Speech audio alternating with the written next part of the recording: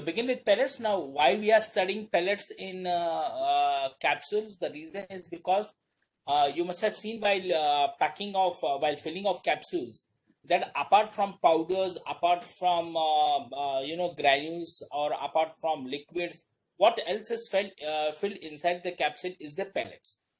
Now, what are pellets? Pellets are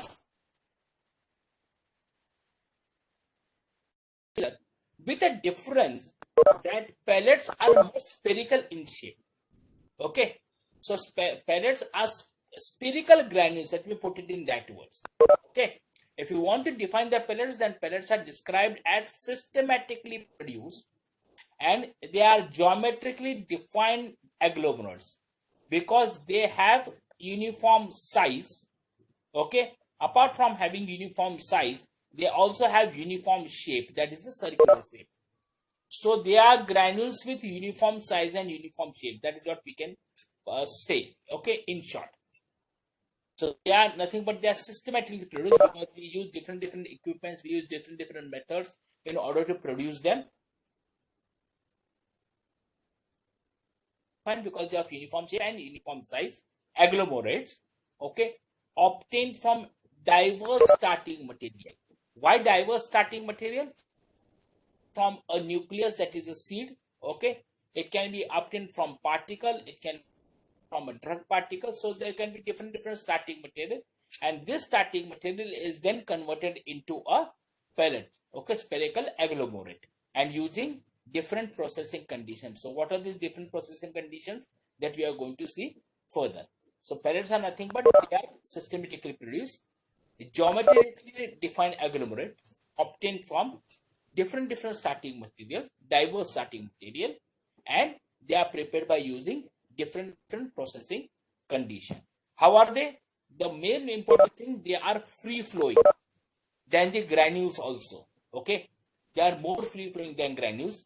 They are spherical, as I have said, as I've earlier said. Okay, so they are spherical, or they may be even semi-spherical solid unit. And what is the size? The size of the pellet ranges from near about 0.5 to 1.5 mm, and they are intended mostly for oral administration. They are nothing but they are multiple unit dosage form. If your tablet is a single unit dosage form, then pellets are multiple unit, so they have multiple units inside a capsule. So if you are packing it inside a capsule, then it is going to be what? They are multiple units. You have different units, whereas tablet is a single unit dosage form. So pellets are nothing but multiple unit dosage form. They are free flowing, they are spherical, or their size is near about 0.5 to 1.5 mm, and they are mostly intended for oral administration. And they were discovered in 1950s. Okay, this is something about the definition of the pellets. Now, first of all, it has a very good appearance. If you must have seen, you have a capsule, and in this capsules you have different what you call that, pellets, granules that are filled. And how do they look like? They look very good. The appearance is very, they have a very nice appearance. So they have very improved appearance, right? And therefore they have quite a good elegance. They have improved properties as compared to granules. Their flow properties,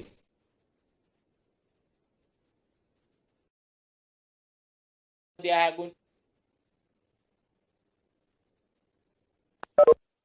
to be because they are free flowing, as well as they are having uniform size and shape, and because of that they are what? They are having reproducible weight. Because of all this, they are less susceptible to dose dumping. So dose dumping does not take place in case of a pellet. The next thing that it does, as it does not have dose dumping, so it reduces the accumulation of drug. Okay, and that's why the irritation, if there are some irritating drug, then irritation wouldn't be possible. This is possible with the help of pellets. Then it improves safety and efficacy of the drug because of it does not accumulate. Okay, dose dumping is not there. Because of this, it improves the safety as well as efficacy of the drug. Then it is convenient, okay, to manage and separate the incompatible drugs. So what you can do, you can have some particles. So these are some of the particles, okay, which may be different, right? So you have these particles which are different, and you can have these particles. So these are some of the particles. So these two different drugs. Blue is one drug and red particles are the other drugs. Now what you can do is you can coat them differently. Okay, you can coat them differently, and then you can put this into the capsule. So incompatible drugs can be easily filled. So these are the two incompatible drugs, blue and red. Okay, these two can be easily filled in the form of a pellet. You can prepare different pellets. You can prepare red pellets, and then you can also prepare blue pellets. And these two pellets you can then mix together, and these together can be packed inside the capsule.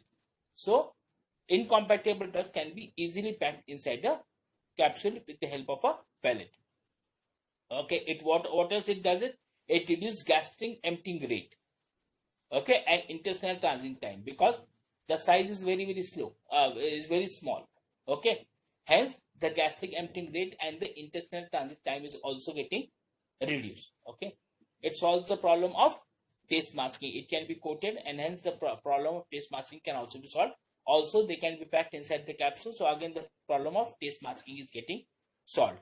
You can have, as I told you, you can have different color pellets for different drugs, which will make you understand how much amount of drug has whether the proper mixing etc has taken place inside when you are mixing it. Okay, so you can have different color palettes. This is also going to further improve the elegance and appearance. Okay, these different color palettes. Next that you can have is you can have variable release rates. So you can have one pellet, okay, with, say, supposing, for just for an example, with enteric coating, and you can have another type of pellets which are, for immediate release. So once the what you call that, the capsule goes inside the stomach, okay, it breaks open, these are going to get dissolved, okay, whereas these are going to remain as such. Now these further, when they go inside the intestine, they are going to get released. So these types of you can say variable release can be obtained, or you can have one pellet with, say, one kind of a coating, okay. So you have one coating, you have another pellet, the same drug pellet, but you can have double coating. So you have one coating, and again you can have a double coating. So what is going to happen if this is coated, if this is double coated and this is single coated, these pellets are going to get released first, right? And after some time, these pellets are going to release the drug. So you can have variable release rate if at all required. Second is for immediate release products, okay, large surface area is enabled, as you have tablet which is having less surface area. Whereas if the same tablet is converted into pellets, then the surface area is increased. As the surface area increases, okay, the immediate release product, what is going to have? It is going to give better distribution and better dissolution. Okay, got it? So these are the different advantages of a pellet. Let us move further now with the methods of preparing of pellets. There are different methods, okay, that are used. There are about 7 to 8 methods that are used for preparing of pellet.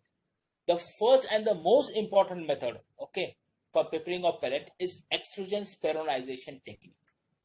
Okay, how there are different steps in this extrusion speronization technique. First is dry mixing of ingredients. Just like you have your powders, okay, so in granulation, what you do is you take different powders. You have powder number 1, you have powder number 2, powder number 3. So you have drug, and along with that you have excipients. And what you do is you mix all of them, you blend all of them. The same step happens over here also. In the first step, the mixing of powders, that is the drug and the excipient, is going to take place in order to have an homogeneous mixing of powders. It is similar to your granulation step. The second step is also similar, that is wet massing. In granules also, while preparation of wet granules, okay, wet granulation process, what you did was you added some granulating fluid, and from that you prepared wet mass. In the similar manner here also, the second step is going to remain the same, similar to granulation, that is wet massing. Massing, that is, you're going to add granulating fluid and you're going to prepare a wet mass from it. Now the third step, from the third step it becomes different. The third step and the fourth step is different. The other steps are again the similar. In the third step, what you're going to do is you're going to do extrusion. So what is extrusion? From this wet mass, what you are going to form is you are going to form a cylindrical shaped granules. Okay, formation of the cylindrical shaped granules is nothing but extrusion. This we are going to see in detail. Okay, so formation of rod shaped particle with uniform diameter, this is nothing but extrusion. This is done with the help of extrudability apparatus, okay, or extrusion apparatus, right? The next step is speronization. These rod shaped granules are converted into spherical agglomerates. Okay, this process is known as speronization. This is done with the help of speronizer. Okay, so this is again another different step that is being carried out. In granules, what you did was you prepared the wet mass, and this wet mass was passed through the sieves. Okay, and after passing through the sieves, you used to get granules. Here, the wet mass is passed through the extrusion apparatus.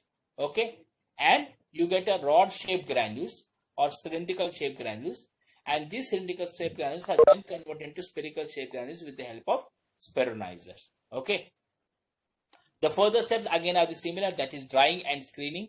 We also used to do drying and screening in case of granules. Here also we are going to do drying and screening. So these four steps we are not going to study, but we are going to study these two steps in detail, that is extrusion and speronization we are going to study in detail. Okay, now what is extrusion? Extrusion is nothing but production of rod shaped particles. As I have told you, you are going to produce rod shaped particles which are uniform in diameter from the wet mass. This process is nothing but extrusion. How is it done? It is done by forcing the wet mass to different dies. Okay, so you force this wet mass to different dies, and because of which you get cylindrical particles. Okay, so wet mass is forced through the dies. With the help of this, you get the extrudes, right? Now, if you want to imagine, okay, I don't know how many of you all have helped your mother in preparing the sevai, or during Diwali we prepare what do you call it, shevai, na?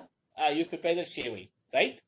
So what you do is you take that wet mass, you put it into that apparatus and you press it. Once you press it, what you get is you get the sevai, which you put it into, which you dry it further, or you directly put it into the oil, right? And after putting it into oil, you get the sevais. That process is nothing but extrusion. Okay, so that is the extrusion process.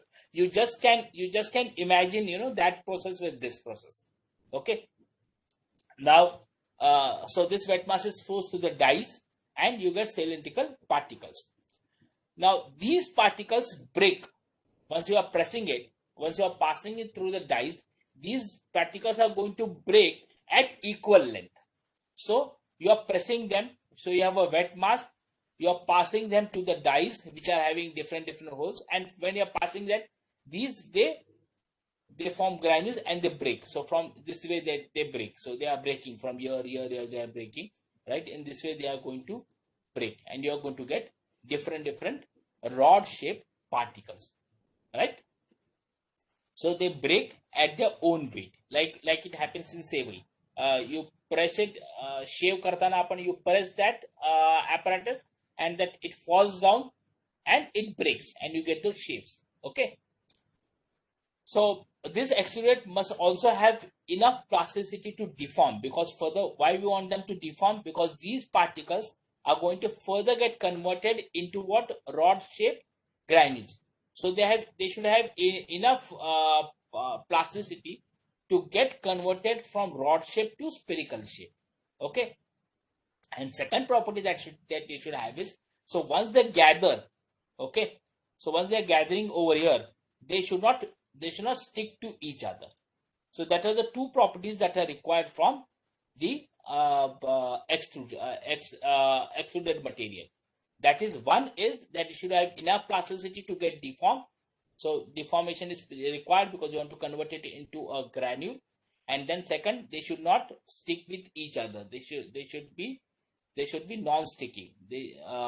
So that when you are the conversion into granules is possible. So each and every what you call that rod shape say extrudes is converted into a granules, spherical shape granules. So that should be possible. So these are the two practical properties that are required from that extrudes.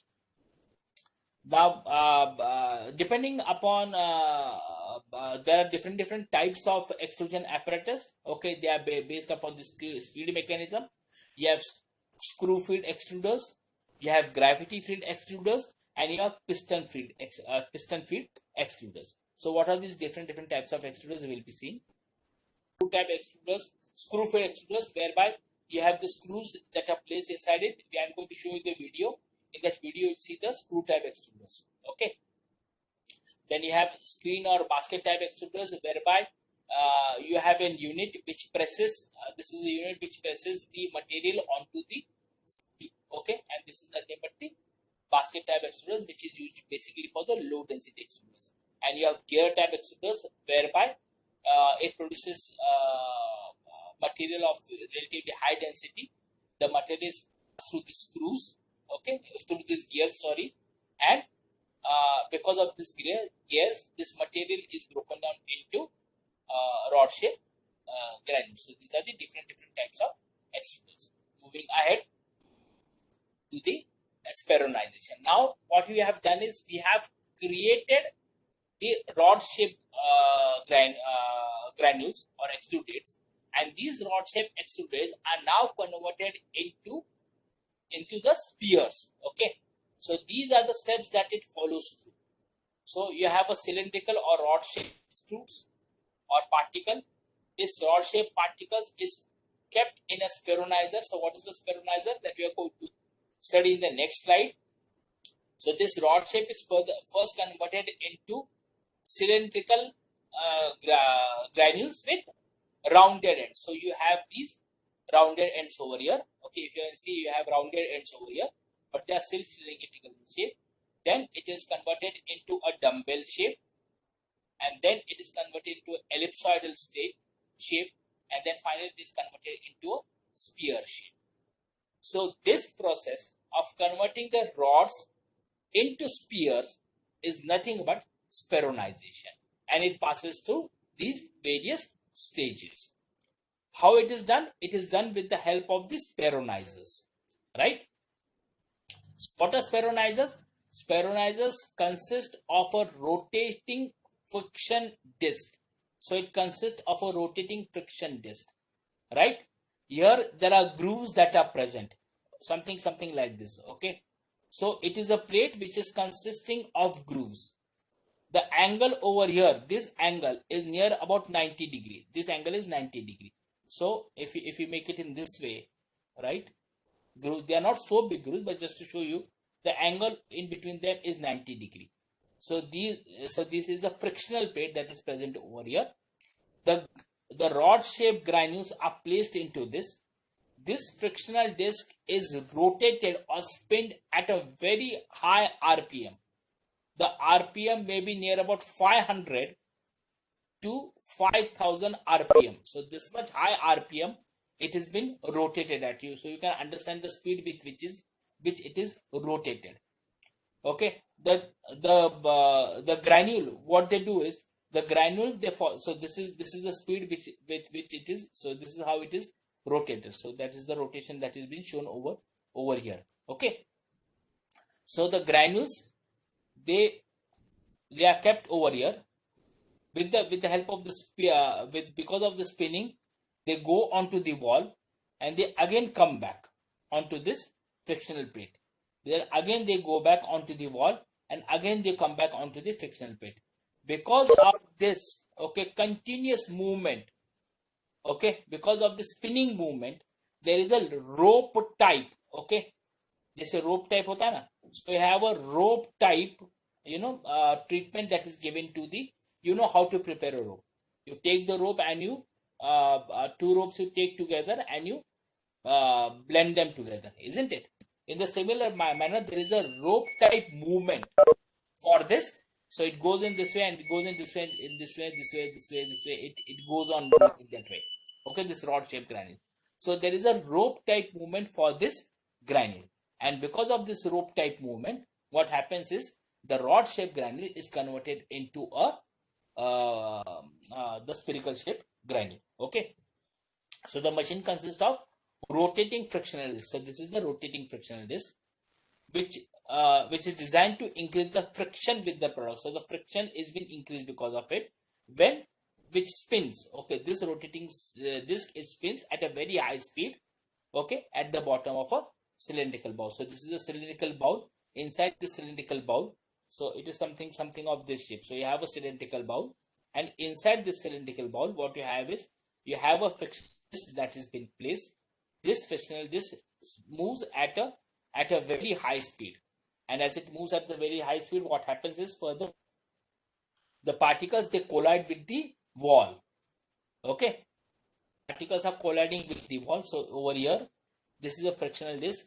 So when you put the particle over here, they are colliding first with the wall, and they are thrown back inside the plate.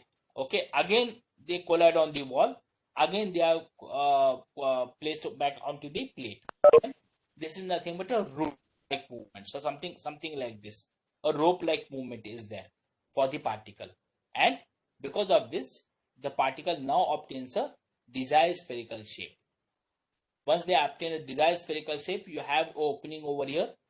This opening is being opened, and the granules are getting discharged. So this is somewhat uh, method by which it is rope-like movement you can see of the particles, right? And this is how the granules are getting formed. Just see this video. This is the screw type. This is the screw type extruder. So material moves forward from here.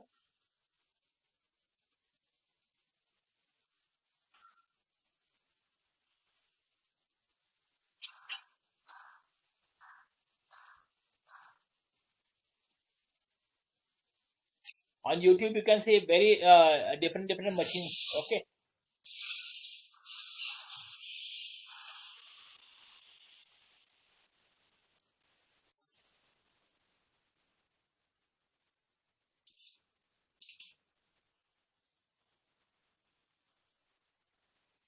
This is going to, this screw type what you call the extruder is going to force the material onto the die, which is consisting of different holes. शेव बनवताना जसा force करतो आपण material, in the similar manner it is going to be forced.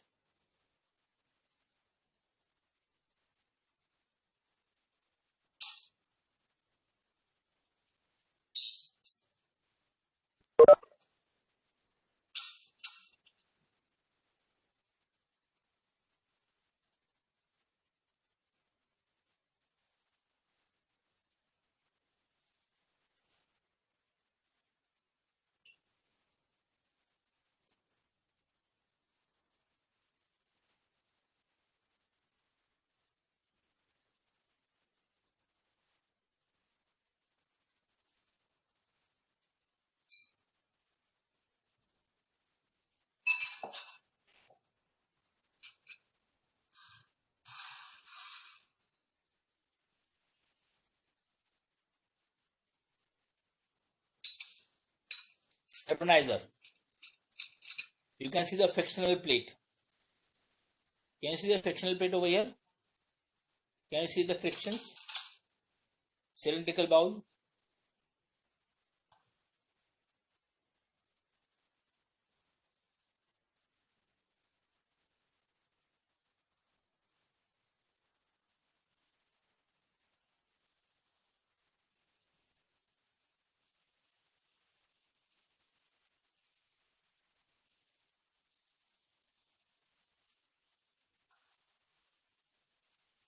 This is how the material is going to force onto the screen.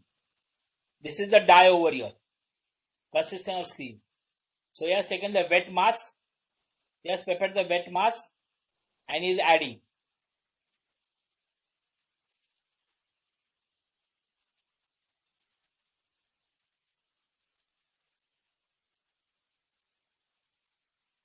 Just see over here how the extrudes are getting formed.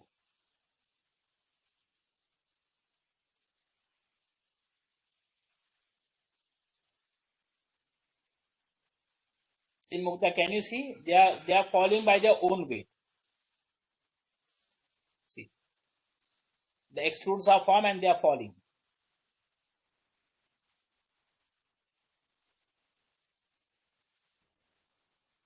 So Mukta, you have to control many variables.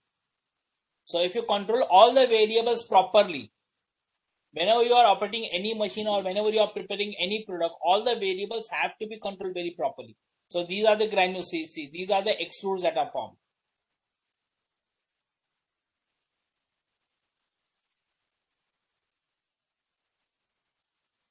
This process is extrusion, formation of rod shaped particles or granules.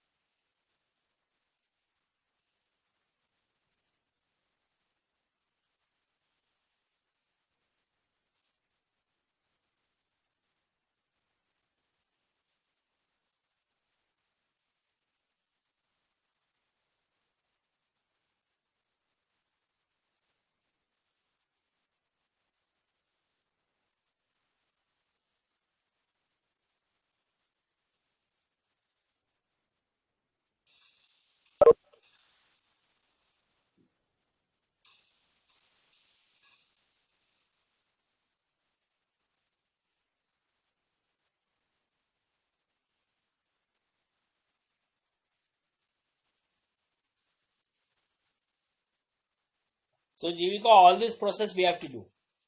Yeah, instead of, and if you have seen a preparation of granules is quite easy.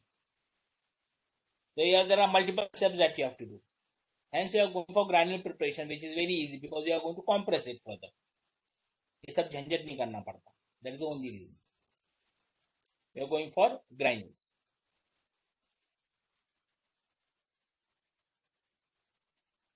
Now see the steps of speronization.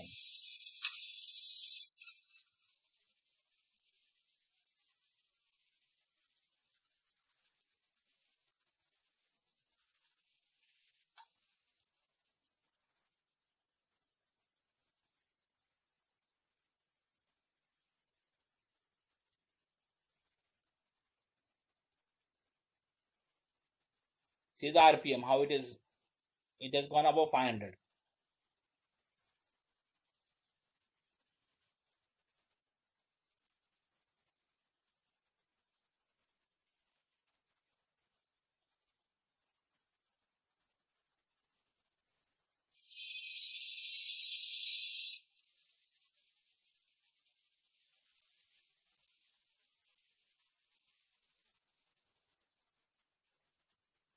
So I'll just create a poll asking you, did you like the video?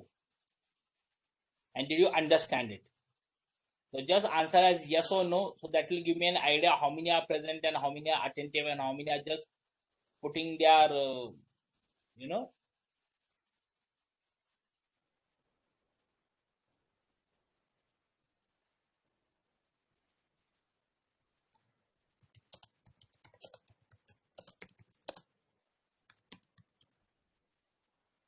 The question is, did you like the video? Okay. And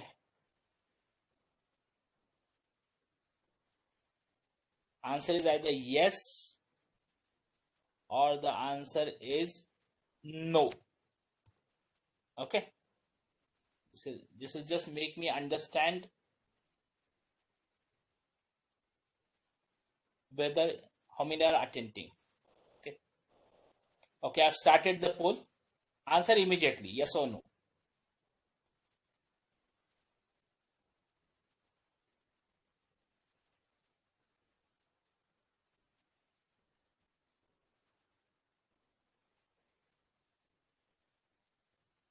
40, 42, 44.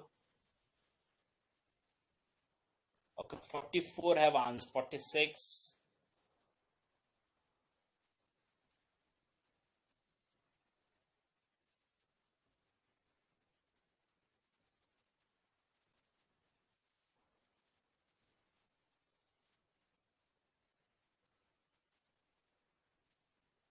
Okay, fine. So 48 up till now I have answered. Good number, no problem. Okay. So now let us move further.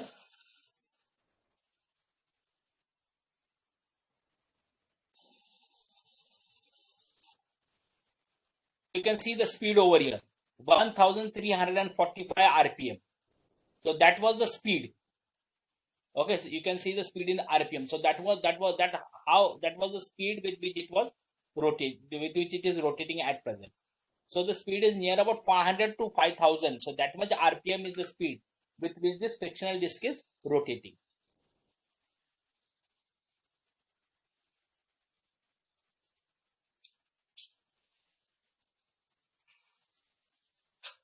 This is the final product.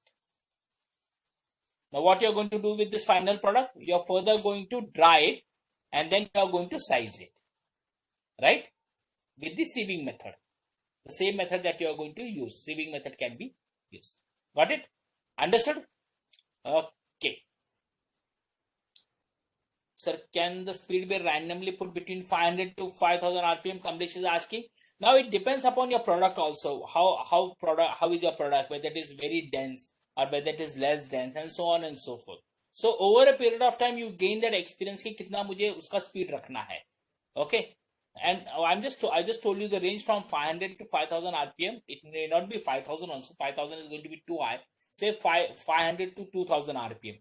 So between 500 to 2000 RPM, you are going to vary the speed. Okay, that you gain with the experience. You will understand with the help of the product that whether you are getting the product that is required or not, or you can then increase or decrease the RPM. Okay, so that is possible. Okay, let us now move further to the second method. So this method, the method which we have used for pellets, was the first method, was known as extrusion speronization pelletization method. Okay, so whereby the pelletization, because the pellets have been formed, extrusion because extrusion takes place, and speronization because speronization is the second step after extrusion. So this was the extrusion speronization process to prepare the pellets. The second method is drug layering method. In drug layering method, what you do is you have a seed, okay, and onto this seed, what you do is you add the spraying material. So this is the spraying. So you have the seed over here. So onto this seed, you spray the binder solution. So this binder solution is being sprayed, right? So what happens is this binder solution then distributes onto this seed. So this seed becomes wet. Then what you are going to do is you apply the powder onto it. So powder material is applied onto it and it becomes wet. Again, you can apply the what you call that, wetting material, that is the granulating fluid, or it can be the binder fluid, and again it can be, and again the powders can be added. Okay, so this process is goes on till you get the final size of your pellet. Okay, this is with the help of this is known as powder drug layering. Okay, so this is powder drug layering. The another type of layering that you can do is with the help of suspension. So what you do is you prepare a suspension, you have a seed, and onto this seed you add the suspension. Okay, at the same time rolling takes place. At the same time, after that what you do is after rolling takes place, it gets adhere. This suspension, that is particles and the solution, they get adhere onto this seed. Then what you do is you do drying of it, and then finally you get the layer adhesion. So you can have different layers. So these are the drug particles that you see in red, and the whatever this blue is nothing but the solution, the liquid, right? When you prepare the suspension, you prepare it in some solvent. So this is the solvent system, and then you dry it further, right? This is the process known as drug layering. So what is drug layering? Can be done with the help of dry powders. It can be done with the help of solutions, or it can be a suspension layering, right? What is done? It comprises of deposition of successive layers of drug, okay, either from solution, so you add solution onto it, okay, or you add suspension, as I showed you over here, so you add suspension, or you add dry powders, as I showed you over here, you can add dry powders. On what? On a nuclei. So this is a nuclei which I called it as a seed. So you have a nuclei, and on this nuclei or on the seed, what you do is you add this dry powders, you add this solution, or you add this suspension. And what this nuclei may be of? This nuclei may be a crystal, or maybe a granule of the same material. So you have a drug particle, okay, and on that you form different layers, right? So the nuclei may be of the same material, or it may be a granule of the same material, or it may be a inert starter, okay, which is nothing. It may be a inert material which has nothing to do with the drug, right? So this is nothing but the layering of the material onto the nuclei. So as I told you that there are two types. You can have solution, you can have suspension layering, whereby the drug particles are either dissolved. If it is solution, then it is dissolved. If it is a suspension, then it is either dissolved or suspended. So if solution, then it is dissolved. If it is a suspension, then it is suspended. Okay, in what? In a binding liquid, and this binding liquid is then poured onto this nuclei in order to get a pellet. Or it may be a powdered drug layering, in which a binder solution is first sprayed.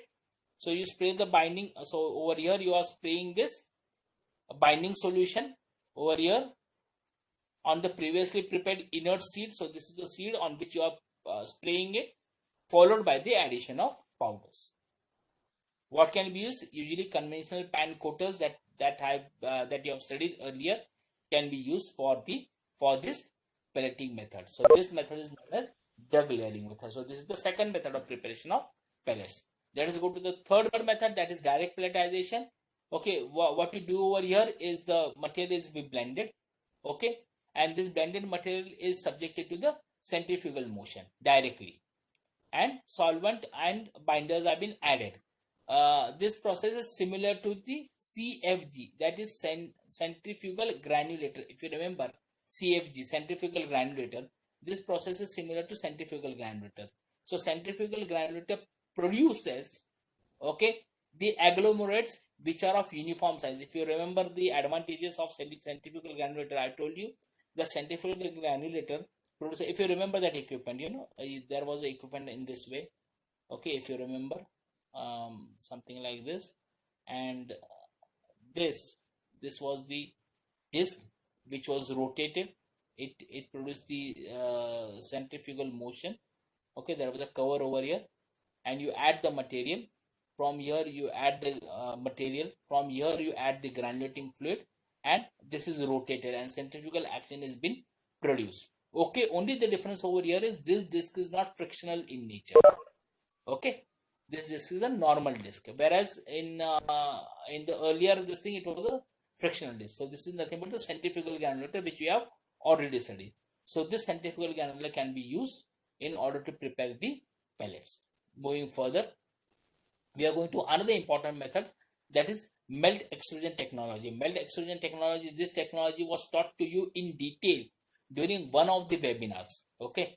I think so it was the second webinar in which it was the melt extrusion technology was taught to you. In melt extrusion technology, what you do is, here no water or solvent is being used, right? What you do is, these what you call that material is with the help of the feeders inside a barrel which consists of screw type arrangement. This material is heated. So this is the heating chamber. Inside this heating chamber, this material is heated inside this barrel, okay. So you add the material from here, it goes inside the heating chamber. With the help of the screw type arrangement, the material is moved forward. The material, you can see over here, it is red color, then it gets heated and it converts into an yellow product.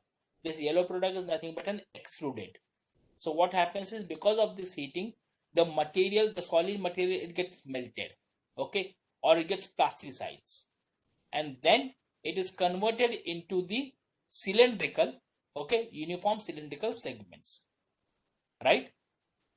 These segments are further, okay, shaped or speronized to get uniform size pellets, and then they are further solidified. So first you melt, so that's why it is known as melt extrusion.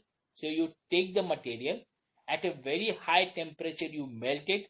So these materials, so the only materials which are non-heat sensitive, okay, non-heat sensitive materials which are stable for at high degree of temperature, only such materials can be used over here.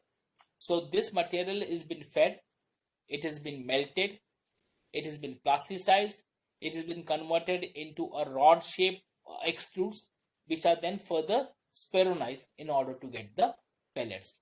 This is known as melt extrusion, because you melt it, and by melting you form the extrudates, that are the rod shaped extrudates. Hence this method is known as melt extrusion technology. Moving further, okay, you have another technology which is known as compression technology. Okay, compression technology is similar to your tablet manufacturing, whereby you compress these powders into uniform pellets. Okay, so over here also, what you first do is you prepare the mixture of blends of active ingredients and the excipient, and then you compact it at high pressure. It is similar to, as I told you, it is similar to the tablet manufacturing. The formulation, the controlling variables, all are similar to the tablet manufacturing. The next method is known as cryopelletization. I think so. Cryopelletization you must have studied in detail when you have studied lyophilization along with, sir. But just I will just tell you in short what is cryopelletization. In cryopelletization, what you do is you prepare a suspension or you prepare an emulsion, and this suspension or emulsions, okay, they are sprayed. You can see over here, these are the suspension or these are suspension or emulsion. They are sprayed, okay, in a liquid nitrogen area. So this blue is nothing but liquid nitrogen. This is a liquid. So from here, liquid LiN is nothing but liquid nitrogen. So the liquid nitrogen is sprayed from here. The suspension or emulsions that is from the sprayed from the top inside the liquid nitrogen area in order to form a frozen particle. So what you get is you get a frozen particle. So this is the frozen particle that have been obtained. Okay, and these frozen particles are then what you do is you freeze dry it. That is the lyophilization that you carry out. You freeze dry it and you remove the water or any organic solvent that has been present over here, right? You have two techniques. You have direct what you call that, liquid nitrogen spraying technique, whereby it is sprayed in liquid nitrogen. From here also liquid nitrogen is been sprayed, okay, and from here the particles have been sprayed. This is direct liquid nitrogen spraying. Or you can have another type of spraying whereby this is known as direct liquid nitrogen immersion technique. Here the liquid nitrogen is being sprayed, okay, and here you have liquid nitrogen which has been put inside a container, okay, and the particles are sprayed inside this. So it is the particles are immersed into this, right? Hence it is known as immersion technique, while this is known as spraying techniques. There are two types of cryopelletization. Moving ahead, okay, you have another Sir, technique. sorry to disturb, Yeah. but it's 10:05. Okay, I'll just take 1 minute of yours. The next process is known as the Boiling method. Okay, whereby you have spherical particles have been formed because of addition of appropriate amount of liquid. Okay, to the rolling and tumbling of the particles. So rolling and tumbling of the particles takes place inside the pan or inside the disc or the drums, and these rolling particles, they gather the mass, and slowly and steadily the mass is getting increased because of this rolling method. Okay, so this is known as Boiling method. So you have a smaller particle, it goes on rolling, okay, and it gathers the mass, and the size it further goes on increasing from this to this. Okay, The next technology is known as spray drying technology. You know it very well. You prepare a suspension of the solution, and this suspension of solution, they are sprayed inside the hot chamber. So you have a hot chamber. Inside that hot chamber, you spray the suspension or the solution, and because of this hot chamber, the solvent, it gets lost, it gets removed, it is getting removed, and what you get is you get the particles without the solvent. So the solution or suspensions, they are converted into the particles in the presence of hot atmosphere, hot air. This is known as spray drying method.